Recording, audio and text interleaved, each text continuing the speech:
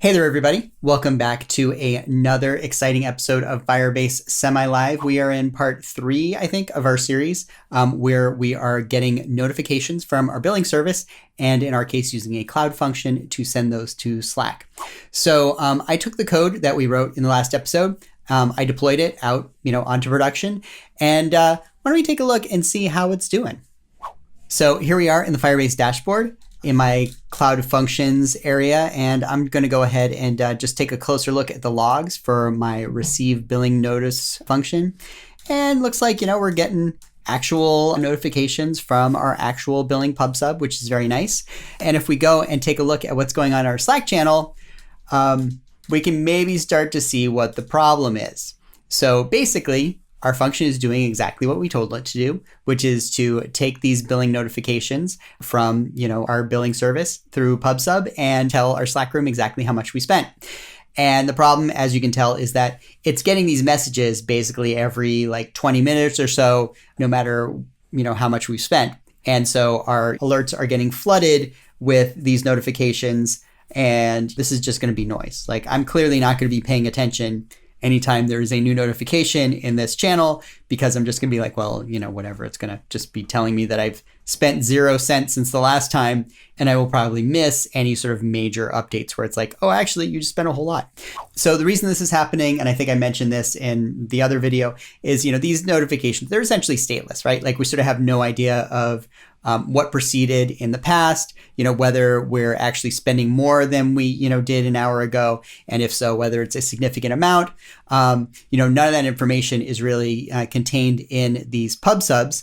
So we're going to have to do that work ourselves. Now, as it just so happens, my application is already set up using Cloud Functions and Cloud Firestore. So I'm actually set up fairly nicely to start to do some of that work to record this information. Basically, what my plan is I'm going to go ahead and when I get another notice from our billing service, I will make a note of that in Cloud Firestore.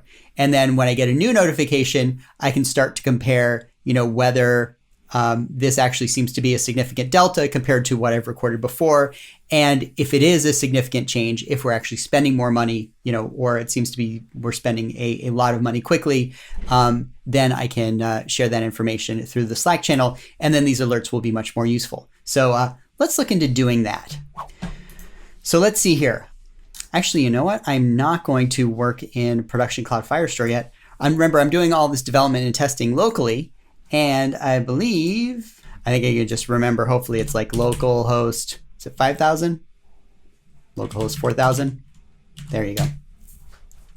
I'm going to use localhost 4,000, which is the default address for the Firebase emulator suite UI. This is, as you'll recall, when you start up your emulated services, including, Cloud Firestore and, functions, you should be able to get to it through this local web page. So I'm going to go to the emulator here. And this is empty because, anytime you start up a local instance of the emulator, it's going to have no data in it until you, load something in. Now, as it just so happens, I am already set up to use Cloud Firestore in my project. If you are using a project that doesn't have Cloud Firestore set up, basically what you're going to want to do is in your Firebase control panel, actually, maybe I haven't set up my production project. We can do that now. You're going to head over to Cloud Firestore. Oh no, I did set it up.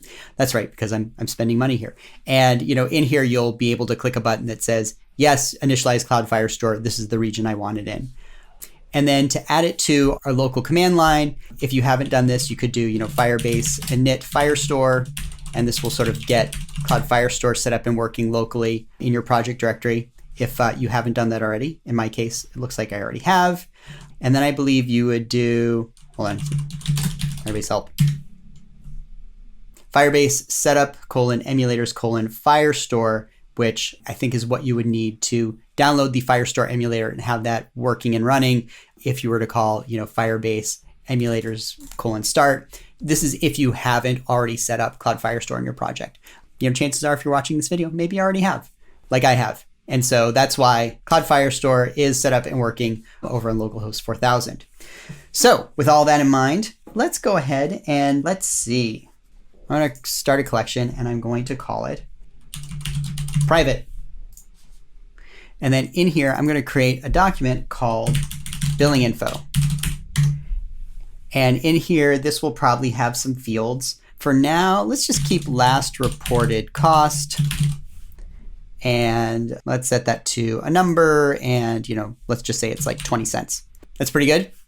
So we can pretend that this document exists and we've reported, oh, the last time I recorded some data from you, it looks like we spent 20 cents. So let's go back into our Cloud function. And now we can get our code to more intelligently deal with receiving a billing PubSub.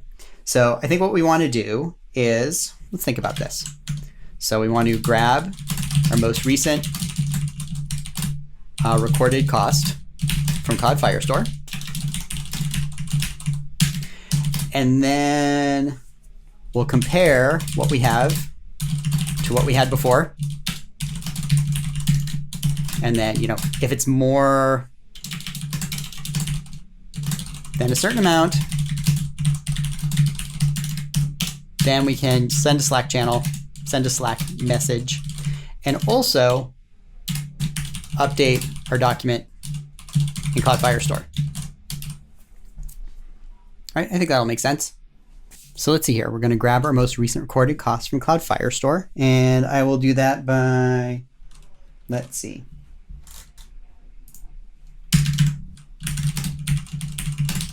Got to make sure we initialize Firestore.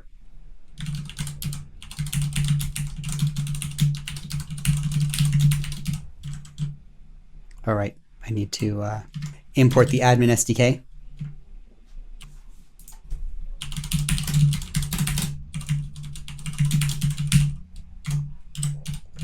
Okay, and so now I have an instance of Cloud Firestore, and then down here I can say, let's let our billing info doc equals, and we'll do a little await firestore.doc.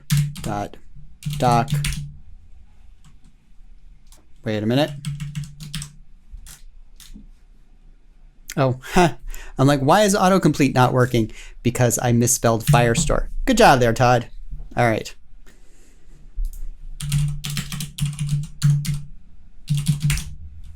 And we're going to grab a instance of our path, billing info, get. By the way, this thing that I am labeling private, we should make sure that it really actually is private. And I can kind of do that in my security rules. Right now my security rules are basically set, well, to lock everything down. But I could also actually explicitly, because in case I change this in the future, match under private, allow read write if false.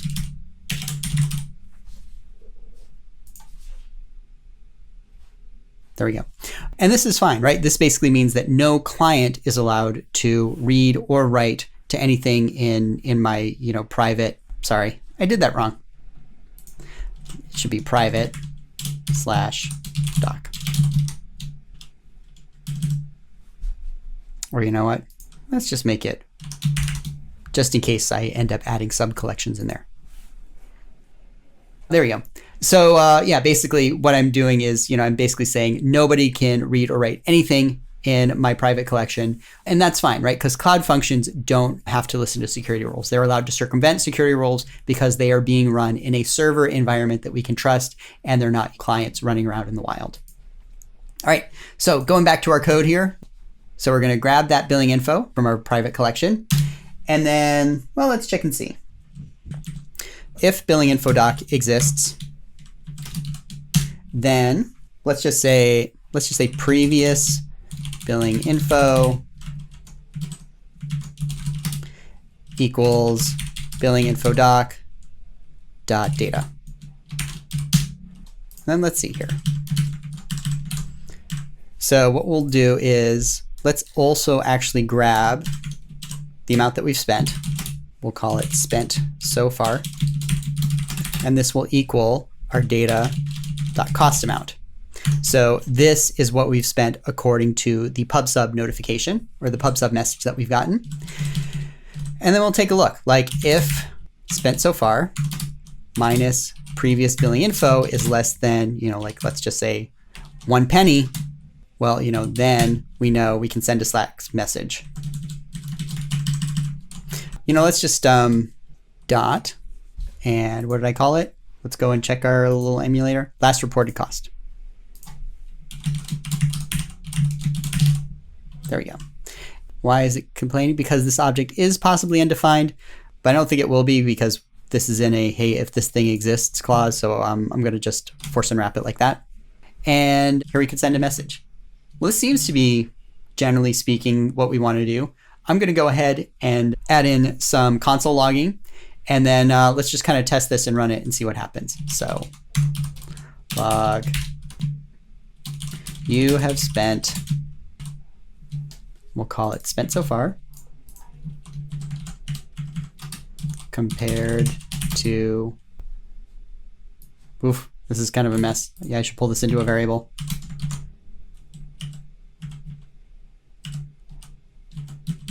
And then maybe we would console log. I would send a message here. I do a lot of console log debugging and programming. That's often how I like to get things done. Maybe this is driving you crazy. You're like, stop spitting stuff out to your console. But you know, this is how I like doing things. So that's how we're going to do it. All right, so let's see how this looks. I'm going to go into, luckily I still have my TSC watch process running. So it's already gone ahead and compiled everything. But I'm running into a error when it's basically attempting to load up this code. Let's see here. We're under the default Firebase app already exists. This means you called initializeApp more than once without providing an app name as the second argument. In most cases, you only need to call initializeApp once. So why is this happening? Aren't you just calling it once? The reason this is happening, at least for me, is over in my money spender app. These are my functions that I'm basically doing to, like, you can kind of see, simulate random usage. These are the scripts that are sort of writing lots of documents to Cloud Firestore so I can run up my bill a little bit. I'm already saying const firestore equals admin initializeApp firestore, and the admin SDK does not like it when I call initializeApp more than once. And you know, because I do want it to actually access the same app in both instances. This is kind of providing different app names is not the right thing to do. So what is the right thing to do? How do I fix this? Because I basically need to call it both in here and in here. And so basically the way I decide to fix it, and you might want to do the same if you have this issue, is I'm just going to create another file and we will call it we'll call it init Firestore or Firebase. And in here, well, let's see.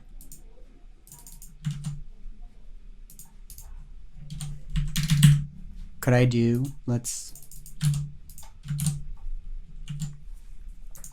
could I do this? Maybe not quite. I should think probably the more proper thing to do is let's turn this into something, you know, more closely resembling a singleton. Because if you know me, you know that I love using singletons. Probably to a point where I'm using them too much, but I'm still going to do it. So let's see here. Let's let my app, and we'll kind of, you know, underscore this. This is kind of our little private variable here. This will equal admin app type, or it will be undefined. And we'll start off making it undefined. And then what we can do is we can export a function. And you know what? Yeah, I'm not going to export Firestore. I'm going to export app, because, you know, at some point we might want to be doing other things in our cloud functions besides just talk to Firestore. So I'm going to create a function called app. And in there, what I'm going to do is I will say if, you know, not app, then let's go ahead and say app equals admin initialize app. And then we can go ahead and return app. And so now we can go ahead and fix this stuff pretty easy here. Let's see here. Import app from init Firebase. And then maybe what I can do here is then I can just say const firestore equals app. Actually, wait, looks like I need to here explicitly put in the path here. There you go. All right. So firestore equals app dot firestore. This is a function as well.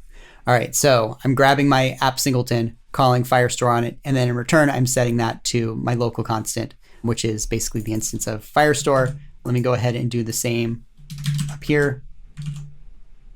Import app from, and yeah, I should probably name this a little something like Firebase app. Yeah, if I were, and actually now I guess I no longer need admin in here. So yeah, if I were doing this a little more properly, maybe I would give this a better variable name than app, because yeah, that can be a little ambiguous. And I don't need the admin SDK in here anymore either. At least not now. Maybe I will at some point. Let's see. All right, so let's try that now and see if everything works. Sorry, here, these are just my old error statements. I think everything is actually working properly. Oh, not quite. Oh, I didn't save it. There we go.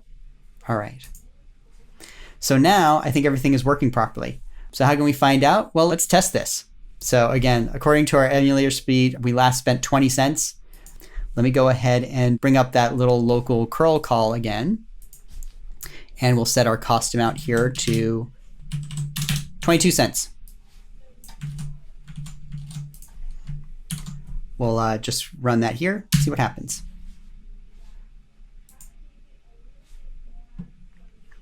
So it's telling us we spent 22 cents compared to 20 cents, which is what we had recorded in our database.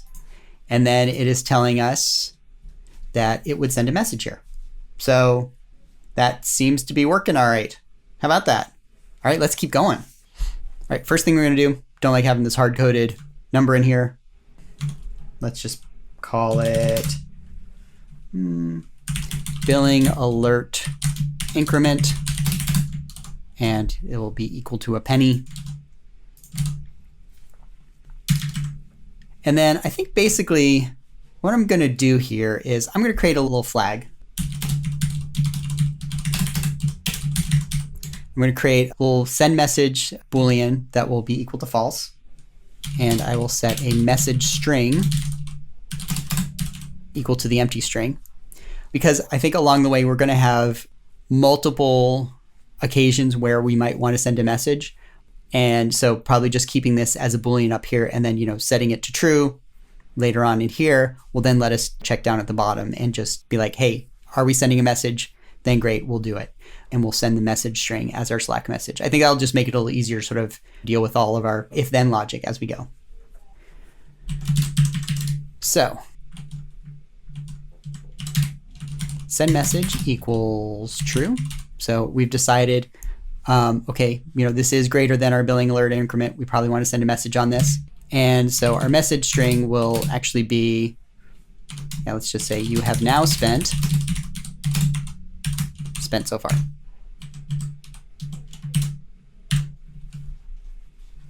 And what we can do down here is actually just if send message.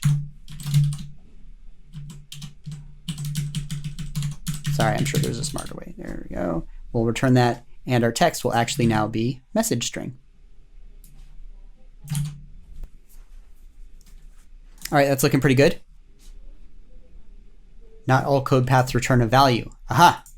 This is because, what happens if send message is false? It's still waiting for this to return some kind of promise, or maybe undefined.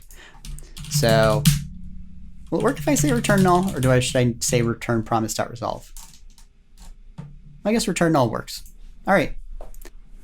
So let's see. Let's do this again.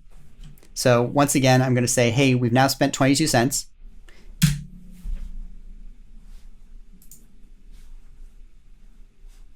And then it has apparently gone and pinged my Slack channel. Why is it sending it twice? Oh, probably this was my old code. This is my new code. And I can tell it's my new code because I didn't add a $sign here. Let's do that. All right, let me run this again. And, it's still telling me it's still sending this alert saying that I have spent 22 cents. And why is that? I'm guessing you have figured it out. But it's basically because I still haven't actually then gone ahead and updated this document where I said my last recorded cost is 22 cents. So every time I'm resending this curl call, it's still comparing it to the 20 cents that I reportedly spent last time. So I think the proper thing to do is, we should do this in send message. So in here, I'm going to say, if we're going to send a Slack message, we are also going to, under Firestore, document,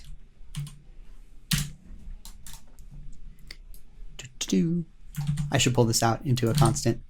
You're right. Set. And in here, let's just set we'll set our last reported cost to our spent so far amount.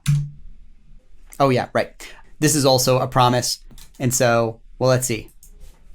I could add an await here, say, hey, wait for this to finish, and then go ahead and return this. But that's a bad idea. That would essentially slow down my function because I'm sort of waiting for this asynchronous call to finish before I even kick off this other asynchronous call.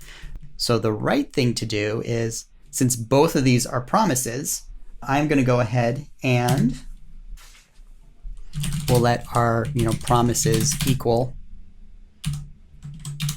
and then we'll have our Firestore set call and also our Slack post message call.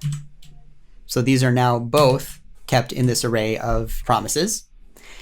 And then what I can do is return, what is it? I believe it's, I return promise.all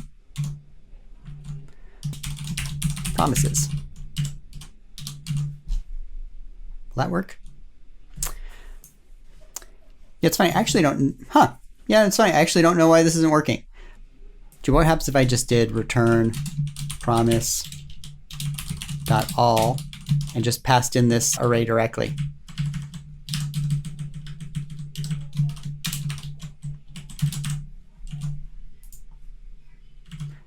Well, that does work, and I'm not sure why. Well, if you know why this worked and pulling this out into a separate variable did not work, let me know, because now I'm curious. So now we've still sending our alert saying we've spent $22. Ignore that 17. That's actually our production cloud function alerting me that we have still spent 17 cents. This is our test one. And so we've now spent 22 cents. And if we look at our locally emulated document, this has now been incremented to 22 cents as well. So if I send another alert that says you've spent 22 cents, well, we've gone ahead and processed that, but this is not changed. Right, so now we can go ahead and, if we were to change this,